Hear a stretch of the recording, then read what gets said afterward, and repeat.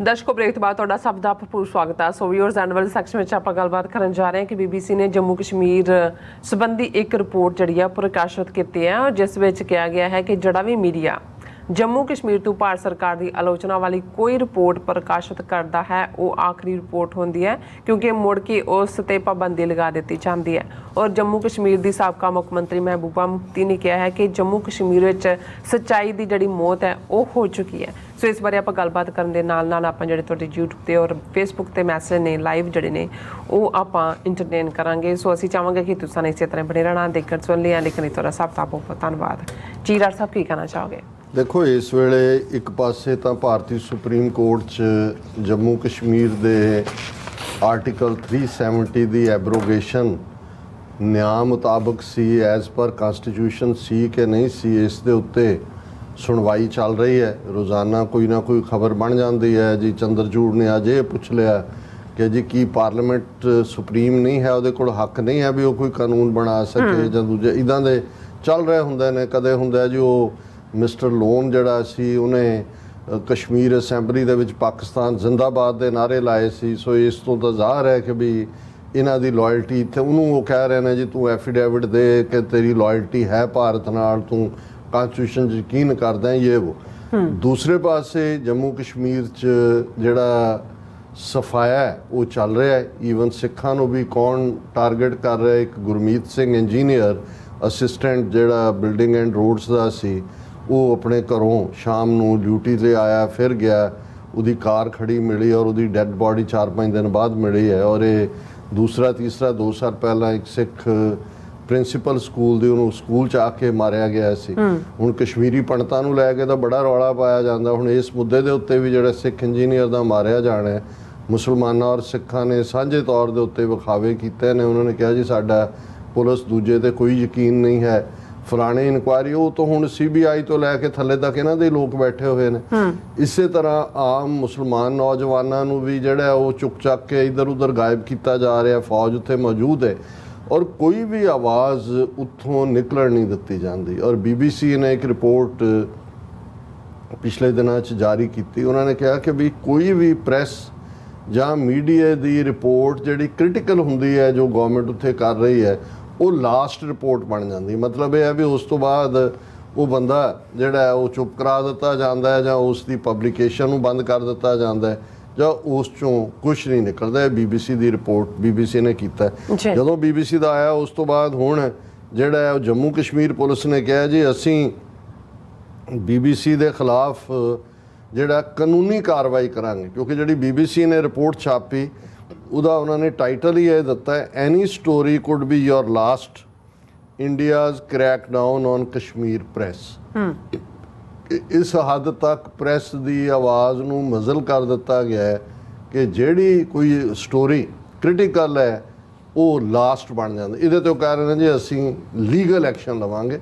ਔਰ ਇਹ legal action ਦੀ statement ਦੇ ਉੱਤੇ ਹੀ ਮਹਿਬੂਬਾ ਮੁਫਤੀ ਨੇ ਸਟੇਟਮੈਂਟ ਦਿੱਤੀ ਹੈ। ਉਹਨਾਂ ਨੇ ਕਿਹਾ ਜੀ truth has become a casualty and stating facts can invite punishment in Jammu and Kashmir following the abrogation of article 370। ਉਹਨਾਂ ਕਿਹਾ ਵੀ ਜਦੋਂ ਦਾ ਇਹ 370 ਖਤਮ ਕੀਤਾ ਸੱਚ ਜਿਹੜਾ ਉਹ ਮਰ ਚੁੱਕਾ ਕਸ਼ਮੀਰ ਦੇ ਵਿੱਚ। ਔਰ ਜਿਹੜਾ ਵੀ ਫੈਕਟਸ ਨੂੰ ਕਹਿਣ ਦੀ ਕੋਸ਼ਿਸ਼ ਕਰਦਾ ਉਸ ਨੂੰ ਪਨਿਸ਼ ਕੀਤਾ ਜਾਂਦਾ, ਉਹਨੂੰ ਜੇਲ੍ਹ 'ਚ ਡੱਕ ਦਿਓ, ਉਸ 'ਤੇ NSA ਲਾ ਦਿਓ, ਉੱਤੇ ਦਹਿਸ਼ਤਗਰਦੀ ਦਾ UAPA ਲਾ ਦਿਓ, ਕੋਈ ਹੋਰ ਲਾ ਦਿਓ। ਸੋ ਅਸੀਂ ਸਮਝਦੇ ਹਾਂ ਕਿ ਵੀ ਇਹ ਸਭ ਕੁਝ ਚੱਲ ਰਿਹਾ ਅੱਖਾਂ ਦੇ ਸਾਹਮਣੇ। ਹੁਣ ਇਹ ਸੁਪਰੀਮ ਕੋਰਟ ਇਸ ਵੇਲੇ ਲੱਗਦਾ ਜੀ ਬੜਾ ਉਹ ਕਿਊਰੀਅਸਲੀ ਜਾਣਨਾ, ਸਭ ਕੁਝ ਨਹੀਂ ਨਿਕਲਣਾ ਇਹਦੇ 'ਚੋਂ ਰਿਪੀਟਡਲੀ। ਹਾਲਾਂ ਮੈਂ ਦੇਖਦਾ ਪਾਕਿਸਤਾਨ ਦੇ ਵੀ ਕੁਝ ਜਿਹੜੇ ਨੇ ਮੀਡੀਆ ਦੇ ਲੋਕ ਉਹ ਡਿਸਕਸ ਕਰਦੇ ਨੇ ਉਸ ਨੂੰ ਕਹਿ ਕੇ ਜੀ ਉਹਨੇ ਇਹ ਕਹਿ ਦਿੱਤਾ ਚੰਦਰਚੂੜ ਨੇ, ਉਹਨੇ ਇਹ ਪੁੱਛ ਲਿਆ, ਇਹ ਸਿੰਪੈਥੈਟਿਕ ਲੱਗਦੇ ਨੇ। ਜੇ 100 ਤੋਂ ਜ਼ਿਆਦਾ ਪਟੀਸ਼ਨਾਂ ਸੁਪਰੀਮ ਕੋਰਟ ਦੇ ਸਾਹਮਣੇ ਸੀ ਜੀ ਔਰ 4 ਸਾਲ ਸੁਪਰੀਮ ਕੋਰਟ ਨੂੰ ਲੱਗੇ, ਜਦੋਂ ਕਿ ਹੁਣ ਤੱਕ ਉਹਨੂੰ ਸੂਬੇ ਦਾ ਸਟੇਟਸ ਵੀ ਖਤਮ ਕਰਤਾ ਹੈ। 1200 ਤੋਂ ਜ਼ਿਆਦਾ ਕਾਨੂੰਨ ਆਲਰੇਡੀ ਯੂਨੀਅਨ ਟੈਰੀਟਰੀ ਦੇ ਵਿੱਚ ਉਹਨਾਂ ਨੇ ਨਵੇਂ ਬਣਾ ਦਿੱਤੇ ਔਰ ਨਾਲ ਦੀ ਨਾਲ ਜਿਹੜੀਆਂ 3 ਡਰਟੀ ਡੀਜ਼ ਨੇ ਡੈਮੋਗ੍ਰਾਫਿਕਸ ਬਦਲ ਦਿੱਤੀਆਂ। ਜਿਹੜੇ ਕਬੀਲਿਆਂ ਨੂੰ ਕੋਈ ਜਾਣਦਾ ਨਹੀਂ ਸੀ ਉਹਨਾਂ ਦੀਆਂ ਰਿਜ਼ਰਵੇਸ਼ਨਸ ਕਰਤੀਆਂ। ਕਸ਼ਮੀਰੀ ਪੰਡਤਾਂ ਨੂੰ ਐਕਸਟਰਾ ਵੇਟ ਦਿੱਤਾ ਹੈ ਲੈਜਿਸਲੇਸ਼ਨ 'ਚ ਵੀ, ਤਾਂ ਕਿ ਆਉਣ ਵਾਲੇ ਪੀਰੀਅਡ ਦੇ ਵਿੱਚ ਭਾਵੇਂ ਸਟੇਟ ਬਣਾਏ ਬਿਨਾਂ ਇਲੈਕਸ਼ਨਾਂ ਹੋਣ ਜਾਂ ਸਟੇਟ ਬਣਾ ਕੇ ਹੋਣ, ਹਿੰਦੂ ਚੀਫ ਮਿਨਿਸਟਰ ਹੋਇਆ, ਉਹਨਾਂ ਨੇ ਛੱਡਣਾ ਨਹੀਂ ਹੈ ਆਪਣੇ ਕੰਟਰੋਲ ਚੋਂ। ਤੇ ਜਿਹੜਾ ਸੁਪਰੀਮ ਕੋਰਟ ਨੂੰ 4 ਸਾਲ ਨਜ਼ਰ ਨਹੀਂ ਆਇਆ, ਹੁਣ ਇਹ ਤੁਹਾਨੂੰ ਲੱਗਦਾ ਕਿ ਵੀ ਉਹ ਇਹ ਕਹਿਣਗੇ ਜੀ ਨਹੀਂ ਨਹੀਂ ਜੋ ਹੈ ਇਹ ਖਤਮ ਕਰੋ, ਜੋ ਸੀ 5 ਅਗਸਤ 2019 ਤੋਂ ਪਹਿਲਾਂ ਦੀ ਸਿਚੁਏਸ਼ਨ ਉਹਨੂੰ ਰੀਸਟੋਰ ਕਰੋ। ਇਹ ਤਾਂ ਇਹਨੂੰ ਉਹ ਅੰਗਰੇਜ਼ੀ 'ਚ ਕਹਿੰਦੇ ਨੇ ਕਿ ਨਾਟ ਐਜ਼ ਏ ਸਨੋਫਲੇਕ ਇਨ ਦਾ ਹੈਲ।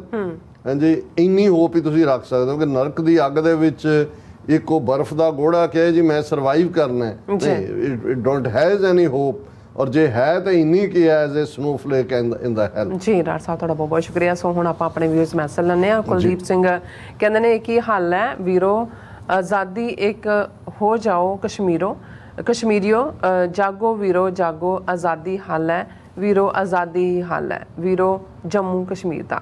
ਸੋ ਇਸੇ ਤਰ੍ਹਾਂ ਫਿਰ ਸਾਡੇ ਕੋਲ ਮੈਸੇਜ ਆਏਗਾ ਹੈ ਮਨਜੀਤ ਸਿੰਘ ਮਠਾਰੂ ਜੀ ਦਾ, ਕਹਿੰਦੇ ਖਾਲਸਾ ਜ਼ਿੰਦਾਬਾਦ। KL ਜੀ ਕਹਿੰਦੇ ਨੇ डॉक्टर साहब यूट्यूब का नोटिफिकेशन नहीं आया मेरे पास कि TV 84 लाइव स्टार्ट हो गया।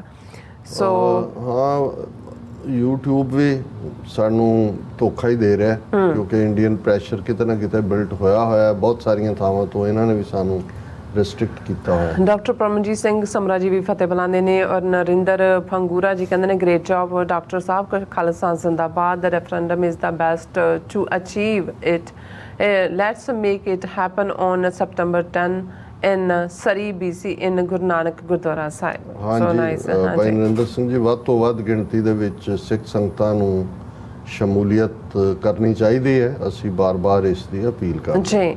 ਹਰਦੀਪ ਸਿੰਘ, ਜਗਜੀਰ ਸਿੰਘ ਸਿੱਧੂ, ਪਾਲ ਸਿੰਘ ਗਰੇਵਾਲ ਜੀ ਫਤਿਹ ਬੁਲਾਉਂਦੇ ਨੇ ਔਰ ਸਿੰਘ ਗਰਚਾ ਜੀ ਹਮੇਸ਼ਾ ਤਰ੍ਹਾਂ ਖਾਲਸਾ ਜ਼ਿੰਦਾਬਾਦ ਕਹਿੰਦੇ ਨੇ ਔਰ ਰਾਣਾ ਆਬਿਦ ਜੀ ਆਏ ਨੇ, ਕਹਿੰਦੇ ਨੇ ਕਿ doctor Sahib my grandfather belong to ਪਿੰਡ ਲਾਡਲ ਡਿਸਟ੍ਰਿਕਟ ਸੁਨਾਮ ਰਿਆਸਤ ਪਟਿਆਲਾ। ਹਾਂਜੀ, ਸ਼ੁਕਰੀਆ ਰਾਣਾ ਜੀ, ਤੁਸੀਂ ਦੇਖਦੇ ਵੀ ਹੋ ਪ੍ਰੋਗਰਾਮ ਔਰ ਤੁਹਾਡੇ ਵਿਚਾਰ ਵੀ ਹੁੰਦੇ ਨੇ, ਅੱਛੇ ਹੁੰਦੇ। ਹਾਂਜੀ, ਸ਼ੁਕਰੀਆ। ਬਿੱਲੂ ਜੀ ਕਹਿੰਦੇ ਨੇ all Punjabis are guts dear kids, I don't know. So Amarjeet Singh ji ਫਤਿਹ ਬੁਲਾਉਂਦੇ ਨੇ, ਸਤਨਾਮ ਸਿੰਘ ਜੀ ਖਾਲਸਾ ਜ਼ਿੰਦਾਬਾਦ ਕਹਿੰਦੇ ਨੇ ਔਰ ਇਸੇ ਤਰ੍ਹਾਂ ਸ਼ਿੰਦਾ ਗਿੱਲ ਜੀ ਵੀ ਖਾਲਸਾ ਜ਼ਿੰਦਾਬਾਦ ਕਹਿੰਦੇ ਨੇ ਔਰ ਕਹਿੰਦੇ ਨੇ ਤੁਹਾਨੂੰ ਕਰੈਕਟ ਮੇਰੇ ਖਿਆਲ ਕਰਾਇਆ ਨਾ ਬਲੈਕੀਆ ਗੇਮਿੰਗ ਕਹਿੰਦੇ ਡਾਕਟਰ ਸਾਹਿਬ ਗੱਗੂ ਨਾਂ ਹੈ ਔਰ ਹਾਂਜੀ। ਪਰ ਇਸੇ ਤਰ੍ਹਾਂ ਮੈਸੇਜ ਆਏਗਾ ਉਹਨਾਂ ਦਾ ਬਲੈਕੀਆ ਜੀ ਦਾ, ਕਹਿੰਦੇ ਡਾਕਟਰ ਸਾਹਿਬ ਜੀ ਅੱਜ ਦੀ ਸਰਕਾਰ ਵੀ ਨਹਿਰਾਂ ਪੱਕੀਆਂ ਕਰ ਰਹੀ ਹੈ ਜੀ। ਸੋ ਇਸੇ ਤਰ੍ਹਾਂ ਕਿਉਂਕਿ ਅਸੀਂ SYL ਕਨਾਲ ਦੇ ਕੰਟੈਕਟ ਕਰ ਰਹੇ ਹਾਂ, ਹਾਲਾਂਕਿ ਜਿਹੜੀਆਂ ਦੂਸਰੀਆਂ ਨੇ ਉਹਨਾਂ ਨੂੰ ਉਹ ਤਾਂ ਪਾਣੀ ਇਹਨਾਂ ਨੇ ਲੁਟਾ ਰਹੇ ਨੇ, 3/4 ਪਾਣੀ ਤਾਂ ਜਾ ਹੀ ਰਿਹਾ, ਇਹਦੇ ਬਾਵਜੂਦ ਕਿ SYL ਕਨਾਲ ਨਹੀਂ ਬਦਲ ਦਿੱਤੀ ਜਟਾਣੇ ਤੋਂ ਬਾਅਦ ਇਹਨਾਂ ਦੀ ਹਿੰਮਤ ਨਹੀਂ ਪਈ ਹੈ। ਔਰ ਗੁਰਮੇਲ ਸਿੰਘ ਜੀ ਕਹਿੰਦੇ please vote and support referendum 2020, God bless you all and thank you all, love you all. ਫਿਰ ਉਹਨਾਂ ਦਾ ਮੈਸੇਜ ਜਿਹੜਾ ਆਪਾਂ ਉਹਨੇ ਡਿਸਕਸ ਕੀਤਾ ਸੀ 4th ਵਾਲਾ ਜੀ, ਤੇ ਉਹਨਾਂ ਦੇ ਉੱਪਰ ਵੀ ਨਾ ਕਿਹਾ ਕਿ Indian government got cancelled the hall for referendum voting, so now voting is happening in Guru Nanak Singh Gurdwara Sikh Gurdwara. So ਇਸੇ ਤਰ੍ਹਾਂ ਜਸਵੀਰ ਬਰਾੜ ਜੀ ਖਾਲਸਾ ਜ਼ਿੰਦਾਬਾਦ, ਬੀ ਚੋਲੀ ਜੀ ਕਹਿੰਦੇ ਬੈਸਟ ਜਰਨਲਿਜ਼ਮ ਐਂਡ ਕਾਲਾ ਸਿੰਘ ਜੀ ਫਤਿਹ ਬੁਲਾਉਂਦੇ ਨੇ ਔਰ ਲਖਵਿੰਦਰ ਸਿੰਘ ਪੰਨੂ ਜੀ ਵੀ ਖਾਲਸਾ ਜ਼ਿੰਦਾਬਾਦ ਔਰ ਆਰ ਕਹਿੰਦੇ ਨੇ ਕਿ Indian occupied Punjab and Kashmir must B free Khalistan and free Kashmir.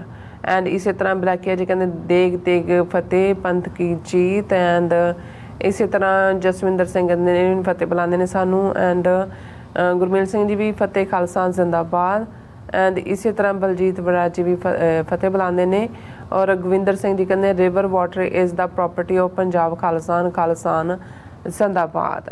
ਔਰ ਰਾਣਾ ਆਦਿਬ ਸਾਨੂੰ ਹਮੇਸ਼ਾ ਦੇਖਦੇ ਨੇ ਪਾਕਿਸਤਾਨ ਤੋਂ ਔਰ ਖਾਲਸਾ ਦੇਸ਼ ਪੰਜਾਬ ਜੀ ਦਾ ਉਹਨਾਂ ਦਾ ਮੈਸੇਜ ਹੈ ਫਤਿਹ ਵਾਲਾ ਔਰ ਖਾਲਸਾ ਰਾਜ ਜੀ ਵੀ ਕਹਿੰਦੇ ਨੇ ਵਾਹਿਗੁਰੂ ਮਿਹਰ ਕਰਨਾ ਸਾਰਿਆਂ ਤੇ ਵਾਹਿਗੁਰੂ ਜੀ। ਔਰ ਇਸੇ ਤਰ੍ਹਾਂ 47 ਵਾਲੇ ਵੀ ਖਾਲਸਾ ਜ਼ਿੰਦਾਬਾਦ ਕਹਿੰਦੇ ਨੇ ਔਰ ਕਹਿੰਦੇ ਨੇ please vote 6 for justice. And ਇਸੇ ਤਰ੍ਹਾਂ ਮੈਸੇਜ ਹੈਗਾ ਜਸਵੀਰ ਬਰਾੜ ਜੀ ਫਤਿਹ ਬੁਲਾਉਂਦੇ ਨੇ ਔਰ ਜਤਿੰਦਰ ਸਿੰਘ ਜੀ ਵੀ ਫਤਿਹ ਬੁਲਾਉਂਦੇ ਨੇ ਔਰ ਇਸੇ ਤਰ੍ਹਾਂ ਸੋਨ ਮਾਇਲ ਵੀ ਫਤਿਹ ਬੁਲਾਉਂਦੇ ਨੇ ਔਰ ਹਰਦੀਪ ਸਿੰਘ ਜੀ ਵੀ ਖਾਲਸਾ ਜ਼ਿੰਦਾਬਾਦ ਫਤਿਹ ਬੁਲਾਉਂਦੇ ਜੀ ਕਹਿੰਦੇ ਨੇ ਵੀ ਹਲਵਾ ਭੇਜਣਾ ਹੈ ਪਰ ਉਹ ਕੋਰੀਅਰ ਵਾਲੇ ਐਕਸੈਪਟ ਨਹੀਂ ਕਰਦੇ। ਹਾਂਜੀ, ਤੁਹਾਡੇ ਹਲਵੇ ਦੀ ਮਿਠਾਸ ਆਲਰੇਡੀ ਸਾਡੇ ਤੱਕ ਪਹੁੰਚ ਗਈ ਹੈ। ਹਾਂਜੀ, ਤੁਹਾਡੇ ਪਿਆਰ ਨਾਲ ਯਾਦ ਕਰਨਾ ਹੀ ਸਾਡੇ ਲਈ ਸਭ ਤੋਂ ਵੱਡਾ ਤੋਹਫਾ ਹੈ। ਬਹੁਤ ਬਹੁਤ ਮਿਹਰਬਾਨੀ ਜੀ। ਫੇਸਬੁੱਕ ਤੇ, ਕਿਉਂਕਿ ਇਹਦੇ ਤੇ ਵੀ ਸਾਨੂੰ ਸਾਰੇ ਪਾਸਿਓਂ ਬਲੌਕ ਕੀਤਾ, ਬੜੀ ਮੁਸ਼ਕਲ ਨਾਲ ਕੋਈ ਆਈਡੀ ਵਰਤ ਕੇ ਅਸੀਂ ਹਾਂਜੀ ਤੁਹਾਡੇ ਤੱਕ ਪਹੁੰਚਦੇ ਹਾਂ। ਜਸਬੀਰ ਸਿੰਘ, ਮਨਿੰਦਰ ਸਿੰਘ, ਦਵਿੰਦਰ ਸੰਧੂ, ਪ੍ਰਭਦਿਆਲ ਸਿੰਘ, ਸੋਹਣ ਸਿੰਘ ਮਾਲ, ਇਹਨਾਂ ਸਾਰਿਆਂ ਨੇ ਫਤਿਹ ਬੁਲਾਈ ਹੈ। ਖਾਲਿਸਤਾਨ ਜ਼ਿੰਦਾਬਾਦ। ਗੁਰਫਤਿਹ ਜੀ। ਤੇ ਕਮਲ ਸਿੰਘ ਕਹਿੰਦੇ ਨੇ ਇਹ ਵੀ ਕਿਹਾ ਜਾ ਰਿਹਾ ਕਿ ਸਪੈਸ਼ਲ ਇਜਲਾਸ ਵਿੱਚ ਮੋਦੀ ਹੋਣੀ ਬੀਬੀਆਂ ਦੇ ਰਿਜ਼ਰਵੇਸ਼ਨ ਦੇ ਬਹਾਨੇ 180 ਸੀਟਾਂ ਹੋਰ ਵਧਾ ਦੇਣਗੇ। ਜਿੱਥੇ 20 ਲੱਖ ਤੋਂ ਜ਼ਿਆਦਾ ਵੋਟਰ ਹਨ ਉੱਥੇ ਨਾਲ ਇੱਕ ਬੀਬੀ ਵੀ ਖੜੀ ਹੋਵੇਗੀ, ਭਾਵ ਕਿ 2 ਸੰਸਦ ਮੈਂਬਰ। ਜ਼ਿਆਦਾ ਵੋਟਾਂ ਵਾਲੇ ਸਥਾਨ ਤਾਂ ਸ਼ਹਿਰੀ ਹਨ ਜਿੱਥੇ ਪਹਿਲਾਂ ਹੀ ਬੀਜੇਪੀ ਜਿੱਤਦੀ ਹੈ। ਦੇਖੋ ਅਜੇ ਤਾਂ ਉਹਨਾਂ ਨੇ they are holding their card to the chest. ਲੋਕਾਂ ਦੀ ਡਿਬੇਟ ਲਈ ਤਾਂ ਛੱਡ ਦਿੱਤਾ ਉਹਨਾਂ ਨੇ ਜੀ ਕਿ 1 ਨੇਸ਼ਨ 1 ਇਲੈਕਸ਼ਨ, ਪਰ ਕੋਈ ਨਾ ਕੋਈ ਸੱਪ ਕੱਢਣਗੇ ਔਰ ਇਹ ਹੋ ਸਕਦਾ ਹੈ ਇਵੇਂ ਹੋਏ। ਪਰ ਮੈਨੂੰ ਲੱਗਦਾ ਵੀ ਇਸ ਕਿਸਮ ਦੀ ਰੀਡਿਸਟ੍ਰਿਕਟਿੰਗ ਜਾਂ ਉਹਨਾਂ ਦੇ ਲਈ ਜਿਹੜਾ ਹੈ ਉਹ 2/3 ਮੈਜੋਰਿਟੀ ਦੀ ਲੋੜ ਹੋਏਗੀ, ਕਨਸਟੀਟਿਊਸ਼ਨਲ ਅਮੈਂਡਮੈਂਟ ਦੀ ਲੋੜ ਹੋਏਗੀ। ਪਰ ਉਹ ਇਹਨੂੰ ਐਜ਼ ਏ ਇਲੈਕਸ਼ਨ ਏਜੰਡਾ ਵਰਤਣਗੇ ਕਿ ਦੇਖੋ ਜੀ ਅਸੀਂ ਬੀਬੀਆਂ ਦੀ ਰਿਜ਼ਰਵੇਸ਼ਨ ਦੇ ਲਈ ਆ ਕੀਤਾ ਤੇ ਆਪੋਜੀਸ਼ਨ ਨਹੀਂ ਹੋਣ ਦੇ ਰਹੀ। ਹਾਲਾਂਕਿ ਇਮੀਡੀਏਟ ਸੰਭਵ ਨਹੀਂ ਹੋਏਗੀ, ਪਰ ਇਹਨਾਂ ਦੇ ਹੱਥ 'ਚ ਇੱਕ ਚੰਗਾ ਪ੍ਰਚਾਰ ਦਾ ਮੌਕਾ ਆਏਗਾ। ਅੱਛਾ। ਰਾਜਵਿੰਦਰ ਸਿੰਘ ਉਹਨਾਂ ਨੇ ਫਤਿਹ ਬੁਲਾਈ ਹੈ। ਉਹਨਾਂ ਨੇ ਕਿਹਾ ਜੀ if Venue for voting has change then don't play the ad with old address please। ਹਾਂ ਅਸੀਂ ਇਹ ਬੇਨਤੀ ਕਰਾਂਗੇ 6 for justice ਤੇ ਜਿਹੜੇ ਸਾਡੇ ਉਹਨਾਂ ਨੂੰ ਨਵੇਂ ਐਡ ਬਣਾ ਕੇ ਭੇਜ ਦੇਣ, ਨਵੀਂ ਐਡ ਦੇਣ, ਕਿਉਂਕਿ ਸਾਡੇ ਕੋਲ ਕਿਉਂਕਿ ਚੇਂਜ ਵੈਨਿਊ ਵੀਕਐਂਡ ਤੇ ਹੀ ਹੋਇਆ। ਹਾਂਜੀ। ਸੋ ਪੋਸੀਬਲ ਹੈ ਵੀ ਇੱਕ ਅੱਧੇ ਦਿਨ 'ਚ ਸਾਨੂੰ ਐਡ ਮਿਲ ਜਾਏਗੀ। ਹਾਂਜੀ ਪਲੇ ਕਰ ਲਈ। ਜਸਬੀਰ ਸਿੰਘ ਕਹਿੰਦੇ ਨੇ India afraid from Khalistan referendum process, India diplomacy backfoot, no doubt about it. ਜੀ ਡਾਕਟਰ ਸਾਹਿਬ ਤੁਹਾਡਾ ਬਹੁਤ ਬਹੁਤ ਸ਼ੁਕਰੀਆ ਔਰ ਆਪਣੇ ਵਿਊਅਰਸ ਦਾ ਬਹੁਤ ਬਹੁਤ ਸ਼ੁਕਰੀਆ। ਉਹਨਾਂ ਨੇ ਬਹੁਤ ਹੀ ਵਧੀਆ ਮਾਣ ਤੇ ਪਿਆਰ ਨਾਲ ਆਪਣੇ ਸਾਨੂੰ ਜਿਹੜੇ ਮੈਸੇਜ ਭੇਜੇ ਨੇ ਔਰ ਭੇਜਦੇ ਰਹਿਣਾ। ਔਰ ਸੋ ਇਸ ਦੇ ਨਾਲ ਆਪਣੇ ਵਿਊਅਰਸ ਕੋਲ ਨੇ ਇਜਾਜ਼ਤ। ਵਿਊਅਰਸ ਸਾਡੇ ਪ੍ਰੋਗਰਾਮ ਦਾ ਸਮਾਂ ਇੱਥੇ ਸਮਾਪਤ ਹੁੰਦਾ। ਤੁਸੀਂ ਆਪਣੀ ਰਾਏ ਤੇ ਸੁਝਾਅ ਸਾਨੂੰ ਭੇਜਣਾ ਭੁੱਲਣਾ ਸਾਡੇ ਇਸ ਪਤੇ ਤੇ SOSRTV ਤੇ ਅਸੀਂ ਆਪਣਾ ਪ੍ਰੋਗਰਾਮ ਲੈ ਕੇ ਫਿਰ ਦੁਬਾਰਾ ਤੁਹਾਡੇ ਰੂਬਰੂ ਹੋਵਾਂਗੇ। ਤਦ ਤੱਕ ਲਈ ਮੈਨੂੰ ਤੇ ਆਪਣਾ ਸੁਣਾ ਗਿਆ ਤੋਂ ਦੇਖਦੇ ਰਹੋ TV 4 ਬੁਲਾ ਦਿਓ ਫਤਿਹ। ਵਾਹਿਗੁਰੂ ਜੀ ਕਾ ਖਾਲਸਾ, ਵਾਹਿਗੁਰੂ ਜੀ ਕੀ ਫਤਿਹ। ਰੱਬ ਰਾਖਾ।